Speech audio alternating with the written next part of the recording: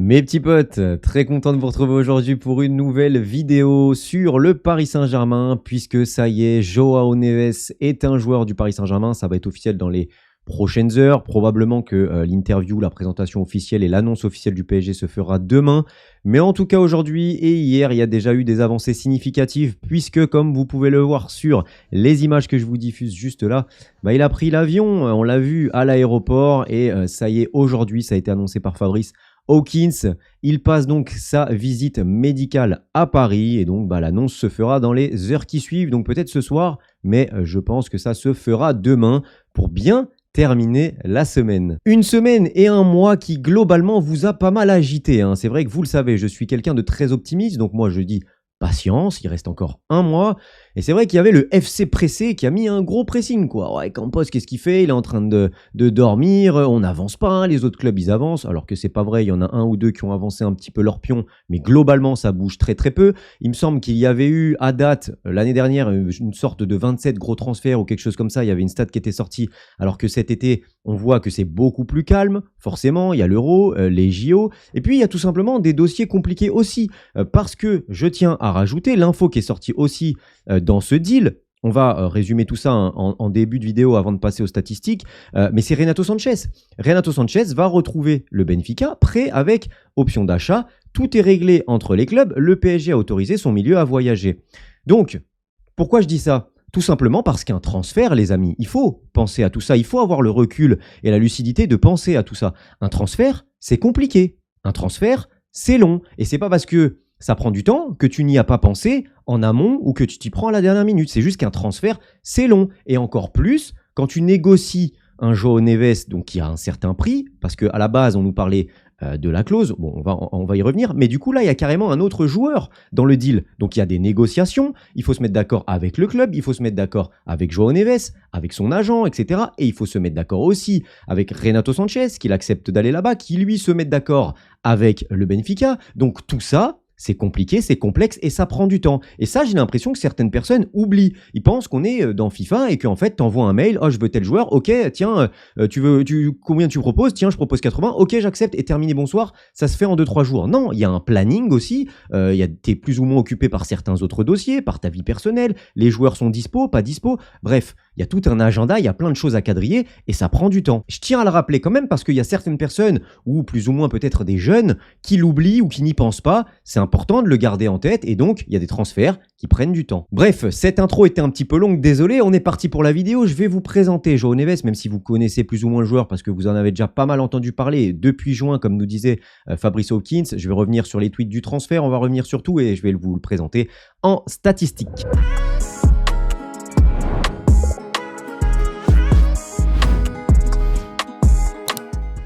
Donc les tweets officiels qu'on a eu de Fabrice Hawkins, Joao Neves arrive à Paris donc ce jeudi pour passer sa visite médicale. Accord total trouvé entre le Paris Saint-Germain et Benfica, 70 millions d'euros bonus compris.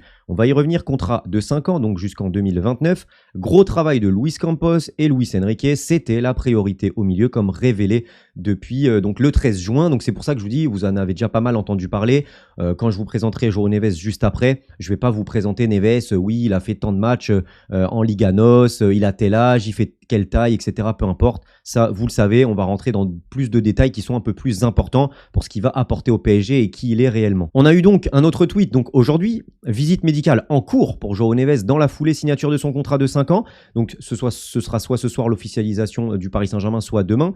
70 millions, etc. Le milieu arrive à Paris comme attendu. Voilà, et Renato Sanchez fait le chemin inverse. Donc ce que je voulais revenir, c'est d'abord le transfert. Donc gros travail de Luis Enrique et Luis Campos. Ce qui est bien, c'est que c'est une volonté donc des deux. Ça, c'est ce qu'il fallait, que les deux travaillent main dans la main, que Luis Enrique donne ses besoins, peut-être ses profils de joueurs, ses joueurs, à certains moments peut-être des profils précis, des joueurs précis, et que Luis Campos fasse le boulot pour lui ramener ce qu'il a besoin. C'était important et visiblement c'est ce qui est en train de se faire. On va voir sur les prochains dossiers si on aura le même son de cloche, mais en tout cas pour Joao Neves, c'est le cas et ça, ça fait du bien. Pour ce qui est donc du transfert, je trouve que c'est très très bien payé. Et il y a énormément de supporters du Benfica qui, un, sont dégoûtés, qui quittent le club, et deux, disent que c'est limite un braquage, que 60 millions d'euros, 70 avec les bonus, c'est pas grand-chose. D'ailleurs, une petite parenthèse aussi que je pense pendant que je parle des bonus, c'est vrai qu'à certains moments, rappelez-vous, pendant une saison où on se dit mais pourquoi tel joueur il est pas aligné, pourquoi tel joueur il est sur le banc, pourquoi on comprend pas. Mais ça peut faire partie aussi de ces bonus-là. Comme vous le savez, il y a pas mal de bonus des fois où c'est par exemple plus de 25 matchs joués dans la saison, alors il y a le bonus qui s'active. Peut-être que c'est pour ça aussi qu'à certains moments, il y a des joueurs qui ne jouent pas et qu'on ne comprend pas pourquoi. Bref, c'était une petite parenthèse qui est venue comme ça dans ma tête, donc je vous dis ce que je pense. Du coup, pour moi, c'est très bien payé. On nous annonçait, c'est très bien acheté, on nous annonçait une clause à 120 millions avec un Benfica et un Rui Costa qui n'ont pas envie de négocier, ce sera la clause ou rien. Et finalement, on l'a eu 2 fois moins cher que ce qui a été annoncé. Alors pour ceux qui nous font les comptables et les experts comptables et qui nous disent « Oui, 70 millions, c'est un peu cher payé, c'est surpayé », surpayé ou pas, je vous invite surtout à regarder la conjoncture du marché actuel. C'est toujours très cher, surtout des prospects comme ça qui ont 19-20 ans et qui ont un potentiel monstre de devenir le top milieu de terrain dans les prochaines années mondiales. Forcément, ça coûte très cher. Et quand tu vois des Tchouaméni, des Caicedo, des Joao Félix, bref, tu peux en citer des tonnes et des tonnes, en fait, des joueurs comme ça. Forcément que oui, ça coûte cher. Maintenant, 60 millions plus 10 de bonus, je suis désolé, en leur refourguant en plus un indésirable comme Renato Sanchez, je suis désolé, mais c'est très bien payé au final. On s'en sort très bien, c'est bien négocié. Et tant mieux, le Paris Saint-Germain a décidé de ne plus surpayer. En plus de ça, il y a eu la volonté de João Neves de venir. C'est un joueur qui veut venir. C'est pas un joueur que tu as surpayé et que tu as absolument convaincu. Parce qu'il y avait Manchester United qui était dans le combat, dans la balance, il faut le rappeler. Et João Neves a dit vouloir uniquement le Paris Saint-Germain. Donc ça, c'est une bonne chose. Et quand on parle de prix, du coup, il y avait un petit graphique que je voulais vous montrer, que j'ai trouvé sur Twitter. Je ne sais plus qui l'avait fait. D'ailleurs, il y a d'excellents threads à aller voir sur Twitter. N'hésitez pas. Il y a des scouts portugais qui ont fait des threads vraiment excellents. Et c'est là que tu vois toute la dimension qu'a un João Neves. C'est vraiment un crack. Au Portugal, faut le savoir, vraiment c'est un immense crack et comme vous pouvez voir donc sur ce graphique, en fait ça recense les joueurs de moins de 21 ans qui sont les plus dominants dans leur championnat. Suivant, regardez à droite, domination statistique contre le top 20% de son championnat. Et c'est là que tu vois que João Neves fait partie des plus dominants à un âge très très bas. Florian Wirtz, João Neves, Musiala, Pedri, Camavinga, on retrouve de vrais cracks dans ce petit graphique-là. Donc c'est pour vous montrer comme quoi João Neves c'est pas n'importe qui et à son âge il est déjà très très fort. D'ailleurs il y a d'autres graphiques donc qui vont vous montrer ça. Je vous ai mis tout ça pêle-mêle comme on dit chez nous. Je vous ai préparé plusieurs graphes dont on va parler comme ça. Vous allez tout savoir donc sur João Neves. Juste avant, au-delà de l'aspect statistique, je voulais parler rapidement de João Neves et certaines caractéristiques, notamment mentales, qu'on peut voir chez ce joueur. Alors, mentalement, comme j'ai dit, parce qu'on a pu voir une déroute face au FC Porto la saison dernière, 5-0, et le seul qui s'est présenté en interview après match et qui a assumé ses responsabilités et la défaite, c'est João Neves. À 19 ans, on le rappelle. Et ça, c'est fort. Ensuite de ça, il a toujours déclaré dans ses interviews vouloir être le meilleur joueur du monde. Donc ça montre quand même qu'il a des ambitions et qu'il n'est pas là pour éplucher les kiwis. C'est quelqu'un qui est très intelligent et ça c'est important sur le terrain. On en parle souvent du QI foot et quand aussi tu évolues avec un entraîneur comme Luis Enrique et les consignes spécifiques qu'il peut avoir, il faut avoir quand même une belle compréhension du football, c'est important, et du terrain. Et lui, il a vraiment un QI foot beaucoup plus élevé que la moyenne et en plus de ça, il le dit lui-même. Quand physiquement, parce qu'il est petit, il fait 1m74, etc., c'est pas le plus grand, le plus Golgoth, il faut compenser par une intelligence de jeu, une intelligence de placement, etc., par la vitesse d'exécution. Et justement, une de ses caractéristiques, et c'est là que tu vois qu'il est intelligent, parce que le placement, la détente, c'est important, il fait seulement 1m74, mais il gagne énormément de duels aériens. Et ça montre que oui, la détente, le timing, l'intelligence, mettre le petit coup au bon moment, ça, c'est important. Au-delà de ça, il connaît également Gonçalo Ramos. Ils ont joué en équipe de jeunes, si je ne me trompe pas, à l'âge de 13-14 ans. Je vous mettrai une photo qu'on a pu voir qui est tournée. Donc, il connaît déjà un petit peu Gonçalo Ramos. Et surtout, c'est important, il a fait preuve d'un mental d'acier. Ça va rejoindre ce que je disais, d'un mental d'acier. Il a perdu sa mère, malheureusement, paix à son âme, en début d'année 2024. Et pour autant, il a retrouvé les terrains très vite. Et puis, il a enchaîné les masterclass. Donc, ça montre que le gars sur le terrain, il n'est pas impacté, il est dans son match et il n'est pas là pour rigoler. En plus de ça, donc, ce qui est bien, c'est que il s'est bien entouré. Parce qu'en choisissant le Paris Saint-Germain, tu choisis un pays qui est proche de ton pays natal, donc le Portugal. Il y a une énorme communauté portugaise au PSG, on le sait, donc il va être aimé. En France également, je dis au PSG, mais en France aussi et à Paris. En plus de ça, il s'est bien entouré, puisque il y a Gonzalo Ramos, Vitinha, Danilo, Nuno Mendes. Il y a pas mal de Portugais au PSG. Il y a également beaucoup de joueurs qui parlent portugais également, puisque les Brésiliens, Marquinhos, le capitaine, important, Moscardo, Beraldo. Et ce qui est intéressant aussi, c'est que là-dedans, tu es en train de créer une génération de feu avec que des petits jeunes qui en plus parlent portugais et vont grandir ensemble et ont vite appris le français. Les Moscardo, les Beraldo, les Neves, les Vitinha, les Nuno Mendes. Et puis tu peux prendre les Français, Warren Zaïre-Emery, Barcola. Là, tu as un beau vivier, Gonzalo Ramos. Bref, là, tu as un beau vivier et dans les prochaines années, ça peut s'annoncer du feu de Dieu. On commence donc avec ce graphique tout simplement parce que c'est un graphique qui est arrêté à novembre 2023. Donc on va dire, allez, sur la première partie de saison de l'année dernière. Il faut rappeler aussi qu'il a 2 ans en pro et que c'est surtout cette saison la saison dernière qu'il a explosé, donc 2023-2024, parce qu'il a remplacé Enzo Fernandez parti à Chelsea. Donc on peut voir tout de suite que dès le début de saison, en fanfare, construction, conservation du ballon, voilà, on le sait, sous pression, il garde le ballon, il ne le perd pas. Pareil pour l'élimination, on voit que c'est un bon dribbleur, il fait partie donc de l'élite. Et à la création aussi, donc c'est quelqu'un qui est capable de t'organiser ton jeu, de trouver de bonnes passes, des passes progressives, de t'organiser, trouver aussi tes ailiers devant, passe courte, passe longue, il a une vraie palette. Défensivement, on voit aussi qu'il est très très fort, déjà dans la percussion, même si c'est pas ce qu'on lui demande dans son rôle premier, et vous allez le voir avec certains joueurs, on va en reparler tout à l'heure. Et défensivement, tu vois que défensivement, c'est quelqu'un qui a un gros abattage, on va le voir avec sa hitmap, et surtout qui gagne des duels défensifs et des duels aériens. Ça, c'est important, c'est ce qui nous manque aussi. Malgré sa petite taille, il va apporter ça. Et puis au niveau de l'attaque, on voit qu'il se projette de temps en temps, mais tout dépend en fait de son rôle. On a pu voir Vitinha en 6 chez nous, il se projette aussi. Voilà, donc peut-être que lui se projettera un peu plus. En tout cas, il en a les qualités.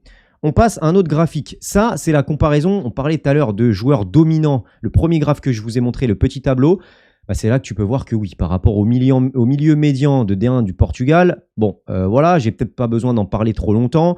Quand tu vois les deux graphiques, tu te dis, ok, ce gars-là, il joue avec des minots. Non, c'est juste que c'est un crack. Vous pouvez le voir, il subit énormément de fautes, puisque difficile de lui prendre le ballon. Précision des passes, on voit qu'il est très très bon aussi. Passes reçues, etc. Ça, pourcent de dribble réussi, on va voir tout à l'heure par rapport à un comparatif à certains autres joueurs. Mais là, on peut voir que déjà, il est sacrément en avance pour un joueur de 19 ans. Ensuite, donc je vous disais le volume de jeu. Donc voici sa hitmap. On la comparera tout à l'heure avec un joueur qui est important à prendre en compte. Sa hitmap, on voit qu'il a un énorme volume de jeu. C'est rouge quasiment partout. Petite préférence pour le côté droit, mais on peut voir que globalement, il couvre tout le terrain. Il a un énorme volume de jeu. Il s'approche aussi des 20-30 derniers mètres, des 20-25 derniers mètres. C'est important. Il revient défendre. Au milieu de terrain, il a un énorme abattage. Donc voilà, c'est quelqu'un qui court, c'est quelqu'un qui va presser, c'est quelqu'un qui dans le contre-pressing sera présent. Et ça, c'est important. Évidemment, ça nous rappelle Verratti. Peut-être un petit peu mieux et des poumons en tout cas un petit peu plus frais que les poumons noirs de Marco. Mais dans tous les cas, il avait un énorme abattage et c'est cool de retrouver ça avec João Neves. On sait que sous Luis Enrique, il y a un jeu qui demande beaucoup d'énergie et de dépenses et de kilomètres. Donc c'est important de retrouver ça. Ugarte avait ça, il lui manquait peut-être l'aspect technique qu'a João Neves. Mais là-dessus, avec João Neves, on retrouve quand même un mec qui court beaucoup. Ça, voilà, c'est un petit graphe que je voulais vous montrer pour voir qu'il est vraiment dominant et dans le top Europe. Comme vous pouvez voir au niveau des buts, pourtant, voilà, on parle d'un numéro 6, on parle d'un Verratti, etc. Et comme vous pouvez voir, on est plus que ça. On est limite plus sur un milieu axial style Barella ou tu vois un Ruiz ou un Vitinha. Il a des qualités qui sont similaires à ça, bien qu'il est un peu comme Vitinha qu'on a pu mettre en numéro 6 et on a vu qu'il était hyper à l'aise. João Neves, c'est un peu la même chose. Peut-être un peu moins bon qu'un Vitinha dans les 30 derniers mètres pour marquer des buts, etc., pour être décisif. Par contre, tu vois qu'il peut faire les deux. C'est pas déconnant de retrouver un Gabriel Moscardo en numéro 6 et d'avoir, au lieu de Ruiz, Vitinha et João Neves devant Moscardo. Ce serait vraiment pas déconnant parce que c'est un mec hyper complet. Donc on peut voir beaucoup de buts. Au niveau des passes décisives, c'est là que tu vois que ça pêche un peu. Après, attention, on va le voir avec la comparaison avec Rodri. C'est pas le même rôle non plus. Il n'est pas encore aussi important et peut-être qu'il ne joue pas aussi haut qu'on demande à Rodri, qu'on voit souvent aux abords de la surface pour marquer, etc. Donc, au niveau des passes D attendues et deuxième et troisième passes D, on voit qu'il doit encore un petit peu progresser, même si deuxième et trois passes D, on voit qu'il il est dans le top. Pareil au niveau des tirs tentés, ça a été globalement ce qui a pas mal évoqué par les scouts portugais. Il doit un peu plus prendre sa chance, il doit un peu plus prendre ses responsabilités. Maintenant, s'il joue en numéro 6 et que Luis Enrique lui dit de rester un petit peu bas, forcément, ce genre de statistiques, ça va pas forcément augmenter. Maintenant, si il a le même volume qu'un Vitinha et peut se projeter et s'améliore là-dessus, alors il se peut que ses stats progressent un petit peu, et notamment les passes et les tirs tentés. On peut voir qu'au niveau des dribbles tentés, c'est un des joueurs qui tente le plus de dribbles, un peu comme notre bon vieux Marco Verratti, même sous pression, il n'hésite pas, et ça c'est cool. On va retrouver un peu la magie, la fougue de cette jeunesse-là, de ce talent-là, et ça c'est bien. Les passes, dernier tir tenté, pareil. Précision passe dans le dernier tir adverse, donc ça c'est bien, parce que tu as beaucoup plus de pression dans le dernier tir adverse, et on voit qu'au final, il a quand même une bonne précision, malgré qu'il soit sous un pressing, sous une vraie pression, même si attention, je pense qu'en Ligue 1, et ça va être un peu plus costaud et plus défensif qu'en Liga NOS. Il aura peut-être moins d'espace, donc à voir comment il s'adapte aussi. Ça va être important d'y aller mollo avec ce genre de joueur aussi. Et passe vers la surface, on voit aussi qu'il trouve de bons angles de passe et que souvent il arrive à trouver des attaquants. Ça va être bien pour Gonzalo Ramos ou des ailiers. Donc en tout cas, tu vois qu'il n'a pas peur. Passe progressive tentée, précision passe progressive, donc il en tente beaucoup et en plus, il en réussit beaucoup. Duel aérien défensif disputé, tu vois qu'il en dispute beaucoup. Duel défensif tout court. Duel défensif gagné, bon, là, il doit progresser un petit peu plus aussi, malgré qu'il ait un bon volume de jeu. Duel aérien disputé, on voit qu'il en dispute beaucoup. Et il gagne plus de duels aériens que de duels défensifs. Ça, c'est marrant. Mais il a un gros coffre. Il y va à l'impact, mais après, il va devoir progresser un petit peu plus. Peut-être faire un petit peu moins de fautes et récupérer aussi un peu plus de ballons.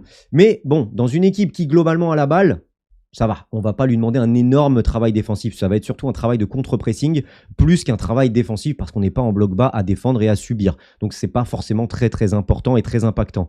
On peut voir que c'est un joueur aussi qui a pas mal d'interceptions. QI football, le placement, la lecture de jeu, la vista. Voilà, interception, ça montre toutes les qualités que peut avoir un João Neves et les tacles glissés. C'est quelqu'un qui n'a pas peur de salir le short. Et donc ce que je voulais vous montrer, c'est la comparaison avec Rodri. Comme on peut voir, on est déjà quand même pas mal avancé. Hein. Pour un milieu, on rappelle Rodri, 27 ans, top milieu mondial, peut-être futur ballon d'or, vainqueur de l'Euro et évidemment tour indispensable de Guardiola dans ce Manchester City-là. Et on voit que finalement, avec des standards très élevés, on peut voir que João Neves, il n'est pas ridicule à côté. Hein.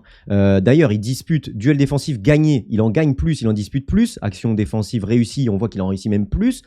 Donc bon, après... Sûrement que Benfica aussi défend un peu plus. Maintenant, le ratio en disputer plus, c'est bien, mais il faut aussi les réussir. Donc, tu me diras, ça ne veut pas forcément dire grand-chose. Dribble réussi, il réussit un peu plus de dribble aussi. Donc voilà, moins de perte de balles. Par contre, on voit course progressive. C'est là où je voulais en venir. Sur le côté droit, les courses progressives. C'est là que João Neves, tu vois, qu'il reste à distance. C'est pas quelqu'un qui va remonter le ballon balle au pied ou qui va courir pour apporter quelque chose devant, un surnombre ou quoi que ce soit. Il va vraiment rester au poste à peu près, surtout avec le ballon. Alors que Rodri, c'est pas le cas. On le voit souvent se projeter, on le voit souvent aux abords. Maintenant, tout va dépendre de ce que veut Luis Enrique, parce qu'on a vu Vitinha se projeter beaucoup plus alors qu'il était en 6. Donc, tout va dépendre de ce que tu lui demandes. Mais de toute façon, le jeu de Benfica et du PSG, c'est pas du tout la même chose. En tout cas, on voit qu'au niveau des passes reçues, des précisions des passes et des précisions passes longues, tu vois que c'est encore un jeune qui doit se peaufiner. Il est évidemment en dessous des standards de Rodri, bien que ce soit loin d'être dégueulasse. Et au niveau des passes reçues, tu vois que c'est pas encore la vraie tour de contrôle, le vrai joueur important du milieu de terrain, mais c'est normal, il a que 19 ans. Mais quand même, quand tu vois les stats, bon, tu sens qu'il a pris de l'importance en un an ou deux à Benfica. C'est quand même costaud. Ensuite, on passe avec la heatmap en fait de Vitinha et João Neves. Côté gauche, c'est Vitinha. On voit qu'il a une préférence d'ailleurs pour le côté gauche, qui court énormément aussi. Et on voit à droite que João Neves a une petite préférence. Bon, il court partout, mais il a une petite préférence pour le côté droit. Donc, les deux pourraient s'entendre à merveille dans le milieu de terrain. Comme je disais, les deux en milieu axio avec Moscardo derrière ou un autre, peu importe. Ça peut faire l'affaire. Maintenant, João Neves, je pense qu'il aura un rôle beaucoup plus défensif. On le voit d'ailleurs sur la heatmap. Et donc, c'est le complément parfait, finalement, à Vitinha. Au-delà de ça, putain, je me vois dans le retour, là, je suis pas mal luisant. Hein. C'est vrai qu'il fait 40 degrés, là. On voit aussi en statistique rapidement par ce graphique-là que les deux se complètent à merveille. On peut voir les passes clés, les carrying, en fait, comme je vous avais déjà expliqué sur certaines vidéos, les carrying, c'est les progressions balle au pied. On peut voir que Vitinha a beaucoup plus de progression balle au pied et de passes clés. Ce qu'on disait là où João Neves pêche un petit peu, la dernière passe, l'avant-dernière, la troisième, l'assist et le carrying. Donc, porter le ballon, balle au pied et avoir des courses progressives balle au pied et gagner des mètres balle au pied. On peut voir que Vitinha, forcément, même en 6, le faisait souvent. On a cet exemple évidemment face à Barcelone surtout qui nous a marqué, même face à Dortmund, etc. João Neves, c'est un peu moins ça. Mais c'est aussi les consignes du coach. Peut-être qu'on lui demande de rester plus bas.